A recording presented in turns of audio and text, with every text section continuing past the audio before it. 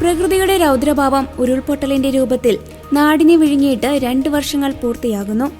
എന്നാൽ ആ ദുരന്തരാത്രി കവർന്നെടുത്ത പ്രിയപ്പെട്ടവരുടെ ഓർമ്മകളിൽ നിന്നും ബാക്കിവെച്ച ഭയപ്പാടിൽ നിന്നും മുണ്ടക്കൈയിലും ചൂരൽമലയിലുമുള്ളവർ ഇപ്പോഴും പൂർണ്ണമായി മുക്തരായിട്ടില്ല.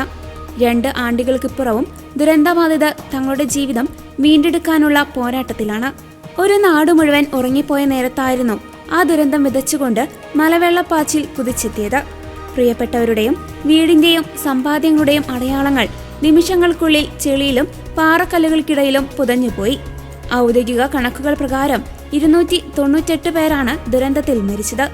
കാണാതായ 32 പേരെ കൂടി പിന്നീട് മരിച്ചതായി സർക്കാർ പ്രഖ്യാപിക്കുകയായിരുന്നു.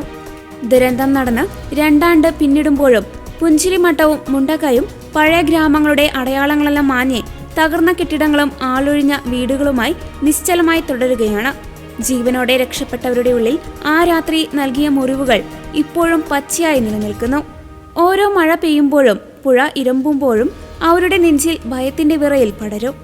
ദുരന്തത്തിന് തൊട്ടു പിന്നാലെ സർക്കാരും വിവിധ സംഘടനകളും വൻ പുനരധിവാസ പദ്ധതികൾ പ്രഖ്യാപിച്ചിരുന്നു. അത്യാധുനിക രീതിയിലുള്ള ടൗൺഷിപ്പ്, നഷ്ടപരിഹാരം, ജീവനോപാധികൾ വീണ്ടെടുക്കാനുള്ള സഹായം എന്നിവയായിരുന്നു പ്രധാനം. എന്നാൽ 2 വർഷം പിന്നിടുമ്പോഴും പുനരധിവാസം പൂർണ്ണതോതിൽ ലക്ഷ്യത്തിലെത്തിയിട്ടില്ല. ആകെയുള്ള 410 വീടുകളിൽ ആദ്യഘട്ടമായി കഴിഞ്ഞ മാർച്ചിൽ 178 വീടുകളാണ് കൈമാറിയത്. നിലവിലെ ഗുണഭോക്തൃ ലിസ്റ്റിൽ 327 കുടുംബങ്ങളാണുള്ളതെങ്കിലും ഇത് ഇതുവരെ അന്തിമമാക്കിയിട്ടില്ല.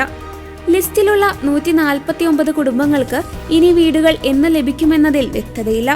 കച്ചവട സ്ഥാപനങ്ങളും ഉപജീവന മാർഗവും നഷ്ടപ്പെട്ട പലർക്കും പ്രഖ്യാപിച്ച അടിയന്തര ധനസഹായങ്ങളും ഗ്രാന്റുകളും പൂർണ്ണമായി ലഭിച്ചിട്ടില്ലെന്ന പരാതികൾ ഇപ്പോഴുമുണ്ട്.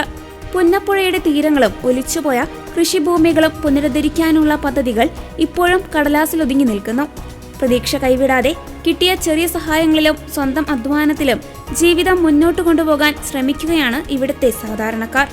പ്രിയപ്പെട്ടവരുടെ ഓർമ്മകൾക്ക് മുന്നിൽ പ്രാർത്ഥനകളോടെ സർക്കാരിന്റെ പുനരധിവാസ വാഗ്ദാനങ്ങൾ എന്നെങ്കിലും പൂർണ്ണമാകുമെന്ന പ്രതീക്ഷയിൽ അവർ ദിനങ്ങളെണ്ണി കഴിയുകയാണ്.